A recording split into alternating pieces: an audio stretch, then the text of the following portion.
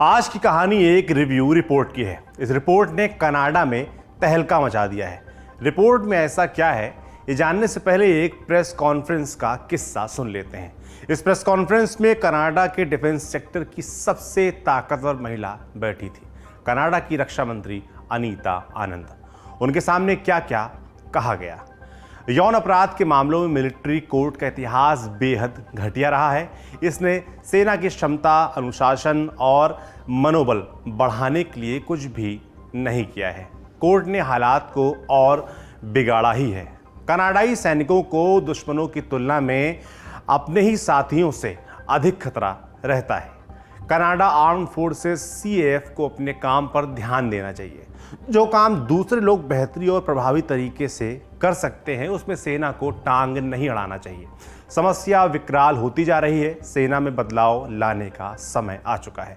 अगर हमने अभी इस पर ध्यान नहीं दिया तो जोखिम बढ़ने का खतरा है। स्थानीय और अंतर्राष्ट्रीय स्तर पर कनाडा की सेना की साख हमेशा के लिए गिर सकती है। इस प्रेस कॉन्फ्रेंस से निकले कुछ बयान हमने आपको सुनाए। उसकी पटकथा 15 महीने पहले लिखी जा चुकी थी।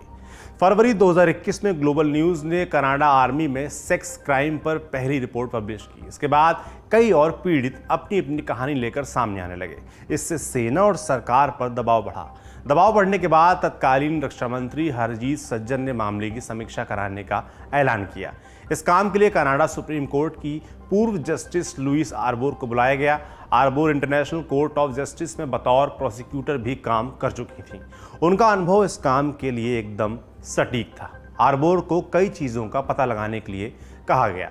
मसलन मिलिट्री में लगातार हो रहे सेक्स क्राइम की वजह क्या है, पीड़ित अपने साथ हुए अपराधों को रिपोर्ट क्यों नहीं कराते, उनके सामने क्या मुश्किलें आती हैं। लुइस आर्बोर को वजह ढूंढने के साथ साथ आगे का रास्ता सुझाने के लिए भी कहा गया था। आर्बोर की पड़ताल 1 साल से अधिक समय तक चली।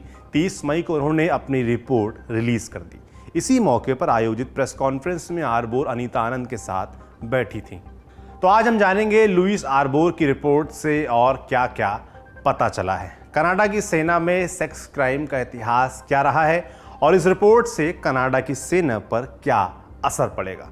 नमस्ते, मेरा नाम है सौरभ और आप देखना शुरू कर चुके हैं लल्लन टॉप का अंतर्राष्ट्रीय प्रसंगों से जुड़ा रोजाना का कार्यक्रम दुनियादारी।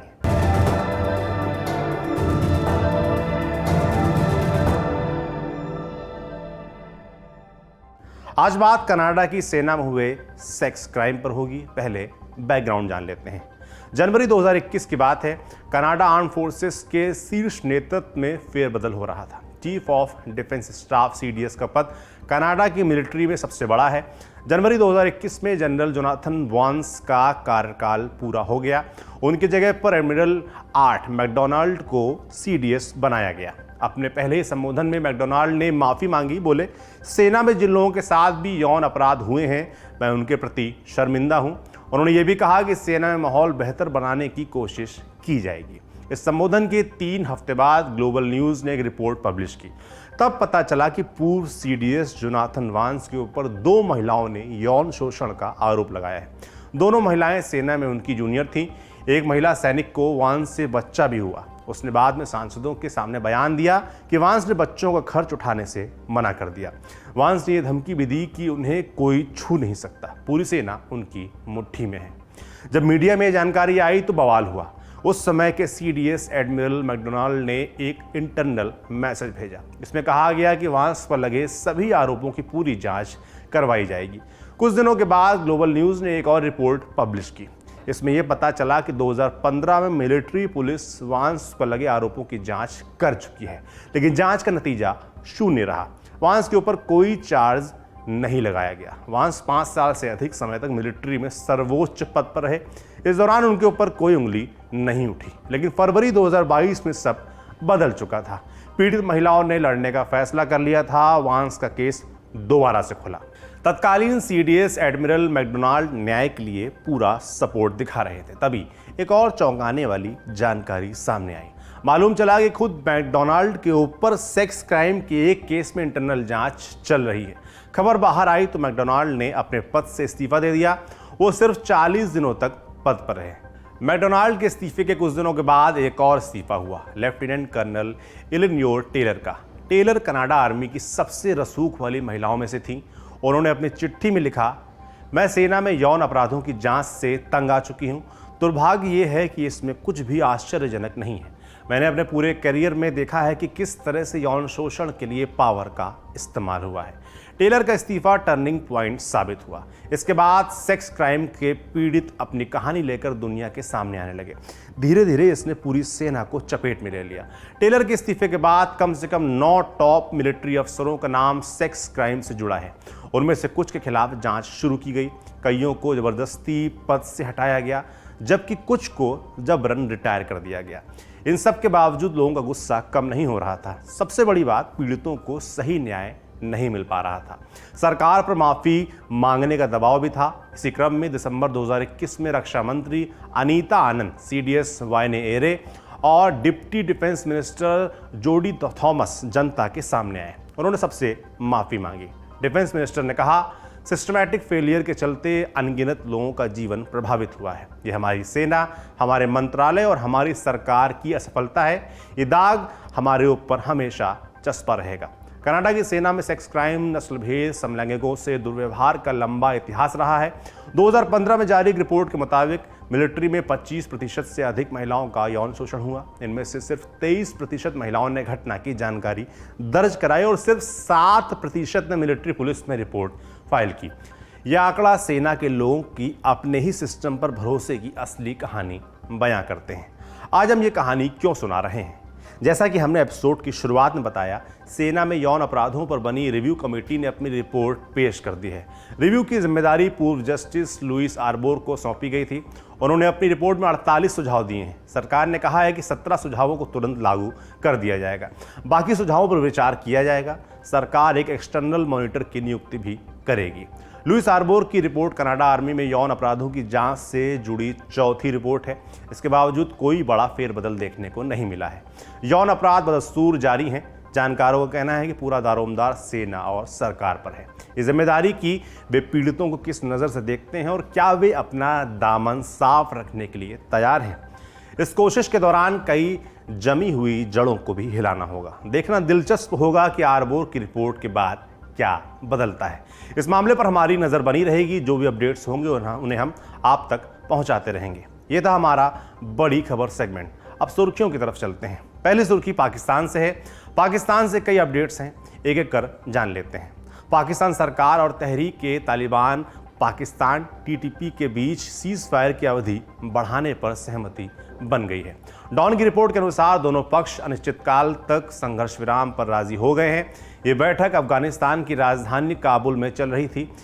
इसमें तालिबान सरकार के प्रधानमंत्री मुल्ला मोहम्मद हसन अखुंद और गृहमंत्री सिराजुद्दीन हक्कानी मध्यस्थ की भूमिका में थे। रिपोर्ट के मुताबिक पाकिस्तान सरकार TTP की कुछ मांगों पर विचार करने के लिए तैयार हुई है। TTP की मांगें क्या हैं? पहली मांग कैदियों की रिहाई से जुड़ी है। TTP अपने कमांडर मुस्लिम खान के लिए माफ़ी की मांग भी कर रही है। मुस्लिम खान TTP का प्रवक्ता था। उसे 2016 में मौत की सज़ा सुनाई गई थी। फिलहाल वो सज़ा का इंतज़ार कर रहा है। दूसरी मांग मलाकंद में शरिया कानून लागू करने की है। पाक सेना के हमले में मरने और घायल होने वालों के लिए मुआवजे की मांग भी की जा रही है। इसके अलावा TTP federal administrators tribal areas FATA को खैबर पख्तूनख्वा से अलग कराने पर भी अड़ी हुई है। 2018 में पाकिस्तान की नेशनल असेंबली ने बिल पास कर फाटा को खैबर प्रांत का हिस्सा बना दिया था। अगर आपको TTP के बारे में जानना है विस्तार से तो आप दुनियादारी के पुराने वीडियोस देख सकते हैं, लिंक डिस्क्रिप्शन में मिल जाएंगे। पाकिस्तान से आई अगली अपडेट पंजाब प्रांत से है। राष्ट्रपति आरिफ अलवी और प्रधानमंत्री शरीफ के बीच चल रही तकरार आखिरकार थम गई। 30 मई को राष्ट्रपति ने बलीगुर रहमान को पंजाब का गवर्नर नियुक्त कर दिया। रहमान पाकिस्तान मुस्लिम लीग नवाज PMLN के नेता हैं। उनकी नियुक्ति के साथ ही पंजाब में मंत्रियों के शपथ ग्रहण का रास्ता भी खुल गया। 30 मई को 8 मंत्रियों ने शपथ ली। इससे पहले तक मुख्यमंत्री हमजा शहबाज अकेले पूरी सरकार चला रहे थे। राष्ट्रपति ने प्रधानमंत्री की सिफारिश के बावजूद उमर सरफराज चीमा को पद से हटाने से मना कर दिया था। प्रधानमंत्री ने 2 दफ़ा चिट्ठी लिखी। राष्ट्रपति ने पहली बार में कोई जवाब ही नहीं दिया। दूसरी बार में उन्होंने सलाह मानने से इनकार कर दिया था। 24 दिनों के टकराव के बाद राष्ट्रपति ने पीछे हटने का फैसला किया। नए गवर्नर की नियुक्ति के बावजूद पंजाब में हमजा की सरकार खतरे में है। जिन बागी विधायकों के दम पर उन्होंने पंजाब विधानसभा में बहुमत साबित किया था, उन्हें चुनाव आयोग ने अयोग्य घोषित कर दिया है। दोबारा बहुमत जुटाने की स्थिति में हमजा की सरकार गिर भी सकती है। दूसरी सुर्खी चीन से है। चीन के विदेश मंत्री वांग यी इन दिनों प्रशांत महासागर में बसे देशों के दौरे पर हैं। 30 मई को वो फिजी में थे। वहां उन्होंने पैसिफिक देशों के विदेश मंत्रियों के साथ बैठक की। इसमें Samoa, Tonga, Kiribati, Papua New Guinea, Vanuatu, Solomon Islands और न्यू शामिल हुए। बैठक में चीन ने इकोनॉमिक एंड सिक्योरिटी डील का मुद्दा उठाया, लेकिन पैसिफिक देशों ने डील पर साइन करने से मना कर दिया। ये डील पहले ही लीक हो चुकी है। चीन इन देशों के साथ फ्री ट्रेड, मानवीय और मेडिकल हेल्प के लिए समझौता करना चाहता है। उसने इन देशों में पुलिस ट्रेनिंग से लेकर साइबर सिक्योरिटी और मरीन मैपिंग तक की पेशकश की है। चीन संबंधित देशों के संसाधनों तक पहुंच बनाने का इरादा भी रखता है। पैसिफिक देश डील में लिखी शर्तों में बदलाव चाहते हैं। इसी के आधार पर उन्होंने चीन को ना कह दिया। चीन और पैसिफिक देशों के बीच 5 मुद्दों पर सहमति बनी। इसमें सिक्योरिटी वाला चैप्टर नहीं रखा गया। फिलहाल के लिए सिक्योरिटी डील को ठंडे बस्ते में डाल दिया गया है। बैठक के बाद चीनी विदेश मंत्री वांग यी ने भरोसा दिलाने की कोशिश की। उन्होंने कहा कि इन देशों को चीन से डरने की कोई ज़रूरत नहीं है। वांग यी के दौरे पर ऑस्ट्रेलिया और पश्चिमी देशों की नज़र बनी हुई है। इस दौरे को चीन के प्रभुत्व में विस्तार की कोशिश के तौर पर देखा जा रहा है। क्या चीन अपनी चाल में कामयाब हो पाएगा, ये देखने वाली बात होगी। आज की तीसरी और अंतिम सुर्खी ब्रुसेल्स से है। यूरोपियन यूनियन की बैठक में रूस के तेल पर बैन लगाने को लेकर समझौता हो गया है। रूस तेल के निर्यात से खूब सारा पैसा कमा रहा है। ईयू का मानना है कि इस पैसे का इस्तेमाल यूक्रेन पर हमले के लिए किया जा रहा है। अगर यह आमदनी रुकी तो रूस पीछे हट सकता है। ईयू ने इस साल के अंत तक 90% रूसी तेल के आयात पर रोक लगाने का फैसला किया है। बाकी के 10% पर क्यों नहीं?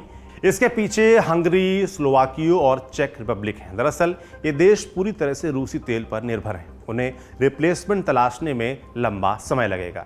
इसी वजह से उन्हें बैन के दायरे से अलग रखा गया है। ब्रुसेल्स में चल रही समिट में यूक्रेन के लिए 70,000 करोड़ रुपए के पैकेज की घोषणा भी की गई। ये पैसा कर्ज के रूप में दिया जाएगा। इस पैसे का इस्तेमाल अगले 2 महीने तक सरकार चलाने और स्टाफ्स को वेतन देने में किया जाना है। तो दुनियादारी में सुर्खियां यहीं तक। अब विश्व कविता की बारी। आज हम आपके लिए चीनी कवि सू लिज़ी की कविता लेकर आए हैं। शीर्षक है नहीं पता कैसी होती है शिकायत। इस कविता का अंग्रेजी से हिंदी अनुवाद किया है सविता पाठक ने। सुनिए। मेरी आंखों के सामने कागज धुंधला के पीला सा होता है। स्टील की कलम से कोंच कोंच के किया है मैंने उसे काला। काम से भरे शब्द, workshop, assembly line, machine, work card, over time, मजदूरी। उन्होंने मुझे दिया है प्रशिक्षण दब्बू बने रहने का। मुझे नहीं पता कि कैसे चिल्लाऊं, कैसे चीखूं, कैसी होती है शिकायत, कैसे करते हैं मना। बस यही सीखा कि कैसे खामोशी से सहूं दर्द भरी थकान। जब आया मैं पहली दफ़ा यहाँ, महज आस रखी महीने की 10 तारीख को, घूसर तनख्वाह वाले कागज़ की, जो थोड़ी देर से ही सही देता था दिलासा। इसकी खातिर मैं पीस देता था अपना कोना, अपने शब्द, काम से नहीं कर सकता था नागा। नहीं मिलेगी बीमारी की छुट्टी, नहीं चलेगा कोई निजी बहाना। देर से आना नहीं है, जल्दी जाना नहीं है।